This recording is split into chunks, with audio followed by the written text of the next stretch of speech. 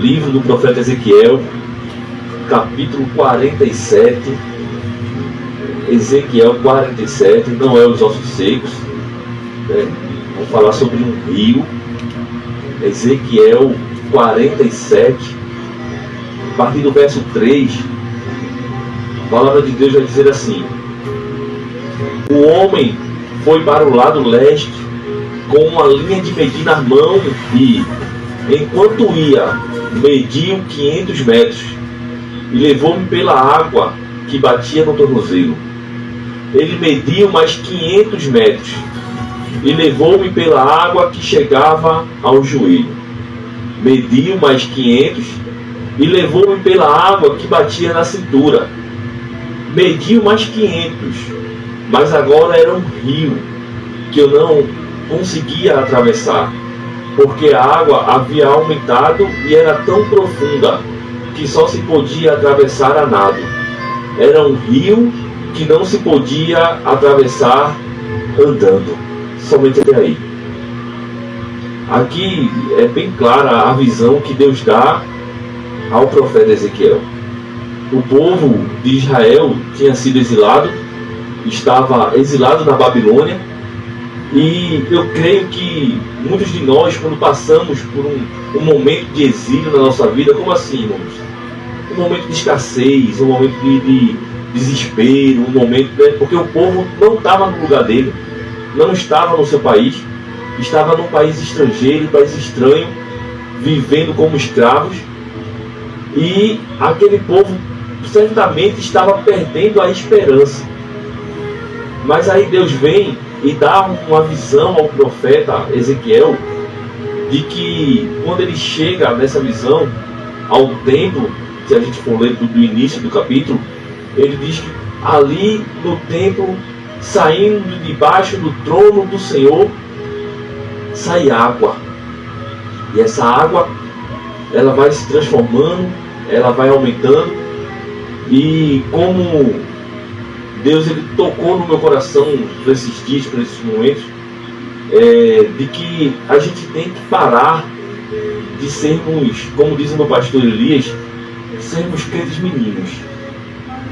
Deixar de estar tomando leitinho para estar começando a nos aprofundar. Deus ele nos chama a essa profundidade. Ela começa, como diz a palavra que nós lemos, com águas no tornozelo. E a revelação que Deus me deu em águas com tornozelos é o começo da nossa caminhada. É quando nós temos o primeiro encontro com a graça de Deus. É bom. É bom. O primeiro momento, quando a gente conhece a Deus, quando a gente começa a caminhar com o Senhor, puxe da sua memória, no início da sua caminhada, é muito bom. Tudo parece maravilhoso. Quando nós éramos crianças e chegamos a primeira vez na praia, quando a gente toca pela primeira vez na água do mar com os nossos pés, é uma sensação tão boa. Aquela água quentinha batendo nos nossos pés. Do mesmo jeito é a primeira impressão quando a gente começa a caminhar com Deus. É a graça do Senhor começando a nos tocar, começando a nos levar para um caminho maravilhoso. Lembro-me que quando eu me converti, no domingo de março de 2014, e eu me lembro que quando começou o culto, antes mesmo isso, eu me lembro que eu digo sempre esse testemunho, que eu acho que foi a primeira vez que eu orei ao Senhor, realmente eu me peguei orando a Deus, e eu não era nem crente ainda, né? Assim, estava com o coração voltado, mas ainda não tinha aceitado a Jesus. Mas eu lembro de orar e pedir a Deus uma resposta. Se fosse verdadeiramente Deus estar nos caminhos dele, era para ele dar uma resposta. E ele passa a sexta, passa o sábado, no domingo a minha esposa, vamos para a igreja. Eu disse, bora, estou fazendo nada, vamos embora. Chego na igreja, nosso querido levita John, Deus tomando a vida dele, ele começa a louvar. Foi o primeiro louvor que começou a tocar, foi eu deixo tudo para lá, largo mão dos meus sonhos, largo mão dos meus sonhos, abro mão da minha vida por ti. E eu lembro que foi uma sensação maravilhosa no tempo, uma sensação de águas no tornozelo, porque eu chorei o culto todinho.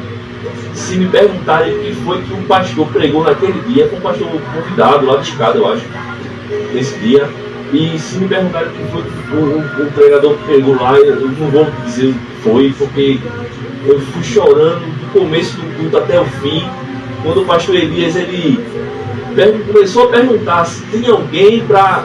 Eu já levantei logo a mão, estava sentado lá atrás, levantei a mão e fui embora. E foi algo maravilhoso na minha vida. É assim na nossa começo de caminhada.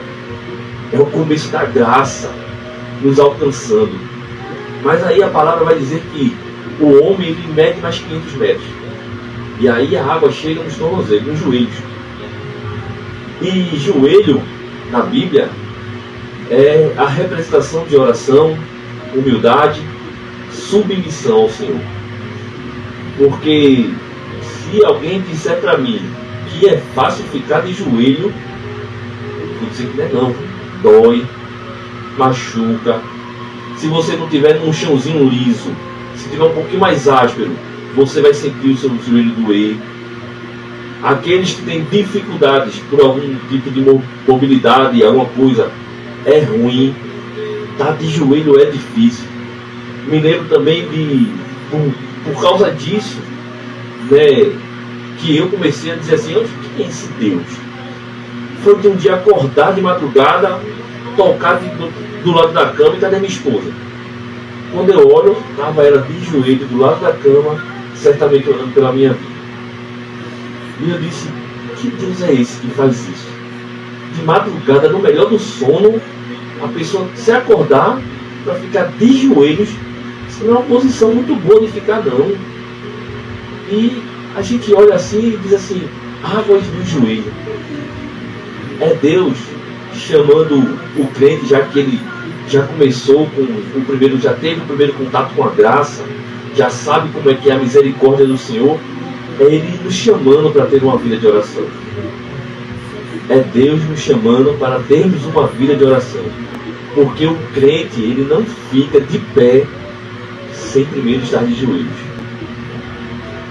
Se nós não aprendermos a ficarmos de joelhos perante a presença do Senhor, nós não vamos conseguir ficar de pé nessa vida mundana que a gente vive por aí não. Porque é batalha, é luta. E a gente só consegue vencer essas batalhas e essa luta tendo uma vida de oração. Não venha me dizer que o crente ele vai vencer a batalha com a sua própria força, que não consegue. Não consegue. E a gente tem que aprender a ter essa vida de oração. Eu lembro-me que no começo da minha caminhada, de se conhecer a Jesus, com um tempinho, eu cheguei para o nosso diácono Mário, né, na época, diácono Mário, o Mário não, diácono Magno, lá na nossa igreja, que hoje é evangelista lá na Canaã, fazendo um grande trabalho lá em Canaã, em Ponto dos Carvalhos, dá uma bênção. E eu cheguei para ele e disse assim, ô Magno, eu quero aprender isso que tu faz aí na igreja. Era servir água, era estar disposto ali na frente, olhando para ver o que os pastores querem, se está precisando de alguma coisa.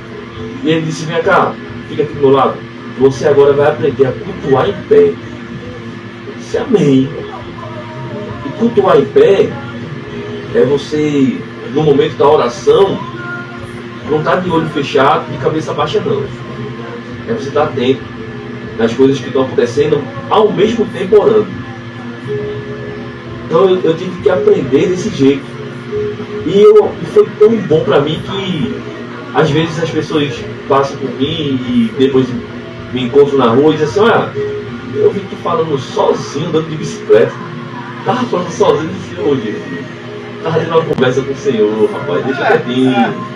Parece um maluquinho andando de bicicleta. Mas é assim mesmo. É andando e orando e fazendo as coisas e orando. Então assim, a gente tem que aprender a ter essa vida de oração. É Deus nos convidando a ter essa vida de oração.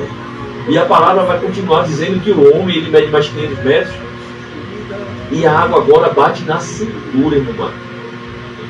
E água na cintura, na Bíblia, ela representa força, resistência e estabilidade para o crente. Porque eu gosto um pouquinho de malhação, de academiazinha, e eu sei que se a gente não tiver o nosso quadril forte, é difícil de aguentar as pancadas. Qualquer empurrão que você leva, você tropeça e cai. Se você não tiver com um quadril fortificado, você vai cair, certamente. E quando a gente entra num rio ou entra no mar, e a água, quando ela chega na cintura, já fica difícil da gente caminhar. Qualquer onda, qualquer água um pouquinho mais forte, ela vai querer nos levar, ela vai querer nos derrubar. É assim na minha e na tua vida. Ondas vêm, mas Deus, ele nos convida a chegarmos num nível onde a nossa cintura, o nosso quadril, ele vai estar tão fortificado que as ondas podem até vir, a correnteza pode até ficar um pouco mais forte, que nós não seremos abalados. Nós não seremos abalados por qualquer onda, por qualquer correnteza que venha sobre a nossa vida. Porque nesse momento de crescimento espiritual, onde a água chega na cintura e ali Deus está nos formando para criarmos resistência, para termos estabilidade espiritual, é nesse momento, e muito disso é a batalha espiritual que a gente vive todos os dias. Lembro-me que quando eu pedi a Deus para conhecer mais da palavra dele, disse: Jesus, eu preciso aprender mais da tua palavra. Já disse isso aqui, volto a repetir, eu tinha 2 empregos, e Jesus, ele me tira dos 2 empregos. Fiquei desempregado, mas não foi eu que pedi, não foi eu que quis um tempo para aprender a palavra do Senhor. E ali ele foi formando resistência na minha vida, porque acabou o seguro-desemprego, passou-se o tempo, mas sempre tinha o dinheiro do pão, sempre as contas estavam pagas, a feira parecia melhor do que a feira de quando eu fazia, quando eu estava trabalhando. Então assim, Deus foi criando resistência sobre a minha vida, sobre isso. E foi maravilhoso o que Deus fez na minha vida. E a palavra, ela vai continuando, e ela vai dizer assim, que o homem, ele mede mais 500 metros, pastor. E aí a água agora, ela ultrapassa a nossa cabeça. A palavra vai dizer que se forma um rio, e um rio profundo. E é aí que eu quero chegar. Eu quero chegar nesta mensagem, porque Deus, ele nos convida a crescermos espiritualmente esta manhã. Deus, ele nos convida a caminhar no rio de água viva. Aleluia. Ele está te chamando. Se você está com água nos tornozelos, ele está te chamando para você ir para a água dos joelhos. Se você está com água nos joelhos, ele está te chamando, venha para a água da cintura. E se você já está com água na cintura, ele te chama. E ele diz assim: eu quero te levar para um lugar mais profundo. Eu quero te levar para onde a essência de Deus é mais profunda. Aleluia. Deus, ele nos chama para essa profundidade com ele. E essa profundidade é uma plenitude espiritual com Deus. É a perda do nosso controle, do controle da nossa vida, e colocando o controle nas mãos de Deus. Porque se a gente está num rio, e esse rio ele cobre a nossa cabeça, a gente ou começa a nadar, e fica difícil nadar contra a correnteza, ou deixa Deus nos levar. Deixa que Deus conduza a nossa vida até onde Ele quer levar a mim e a você. Esse é o nível de profundidade que a gente tem que chegar a Deus. É entregar verdadeiramente a nossa vida ao Senhor. Não é simplesmente levantar a mão, dizer assim: eu aceito a Jesus, ir para os cultos no domingo, como diz o meu pastor Eli, só limpar o banco, não. É ter um nível de profundidade com Deus. é ter uma dependência exclusivamente de Deus. Aleluia! Esse é o nível que Deus nos chama nesta manhã a obtermos. Um nível de profundidade, de riqueza com Ele. Aleluia! E a palavra, ela vai continuar, pastor Luiz, no Diácono Mário, Cassiano, e ela vai dizer que quando o homem ele chega nesse nível de profundidade, porque é a gente que tem que escolher essa profundidade para a nossa vida.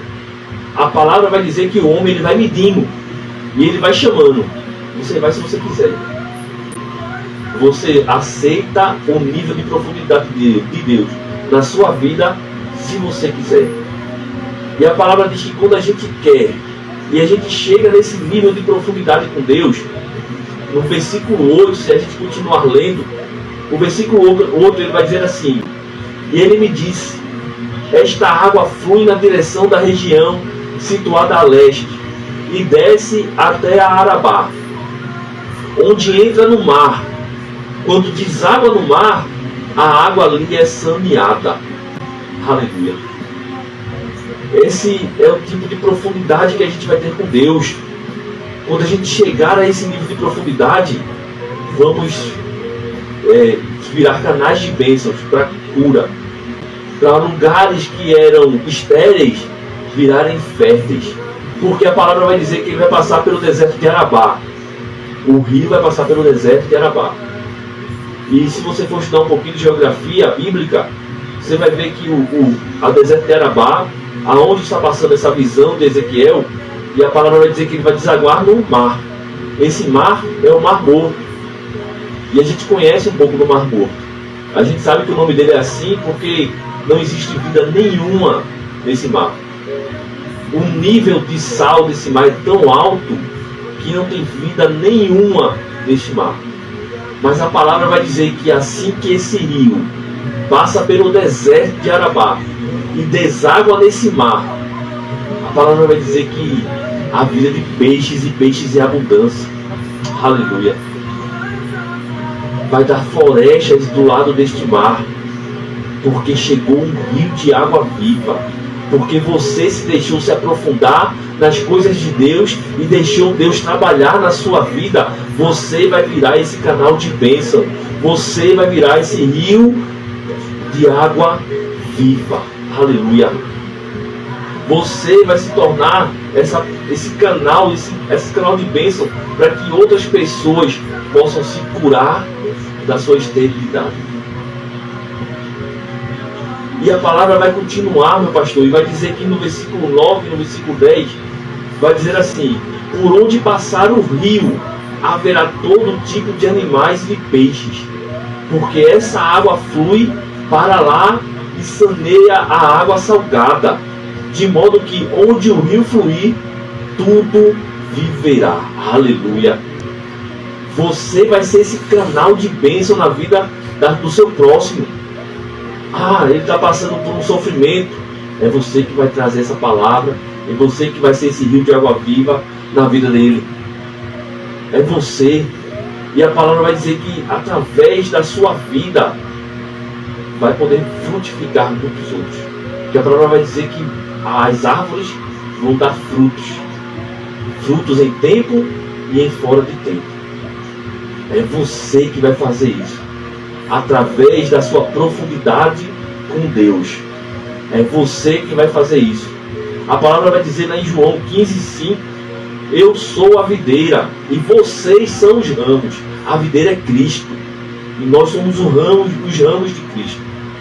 Se alguém permanecer em mim e eu nele, esse dará muito fruto. Aleluia!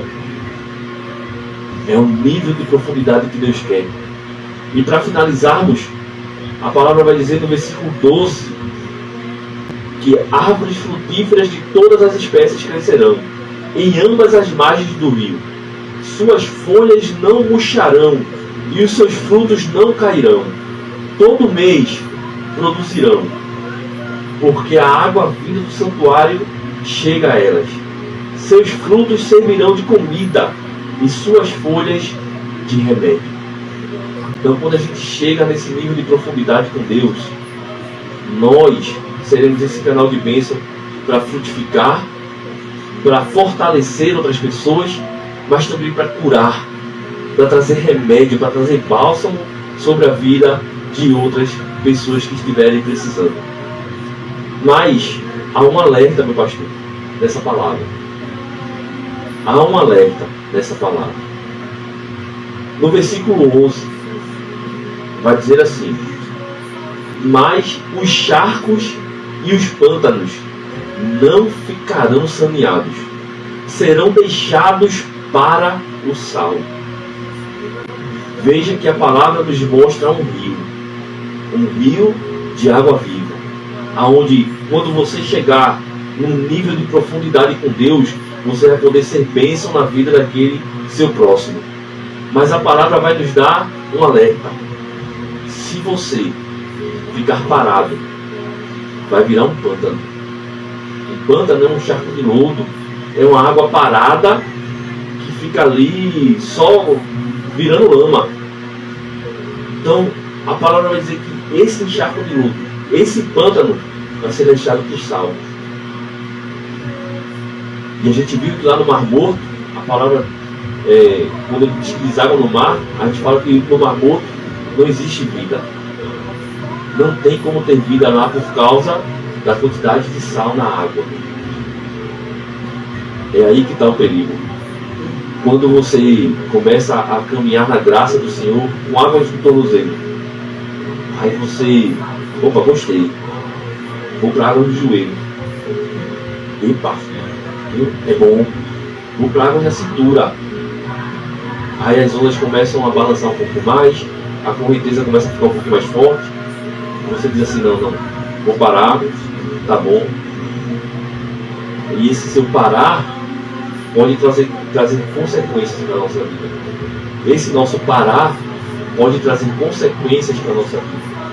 A palavra diz que os encharcos e os pântanos serão deixados para o sal. Então, irmãos, não deixe que a sua vida espiritual seja jogada na lama. Não deixe que sua vida espiritual seja entregue ao sal. Caminhe num rio de água viva. Se aprofunde ainda mais nas coisas de Deus. Deixe Deus utilizar da sua vida para os fins dele aqui na terra. Você vai ver quão maravilhoso é a sensação de ser usado por Deus aqui na terra. Amém? E eu agradeço a rica oportunidade em nome de Jesus.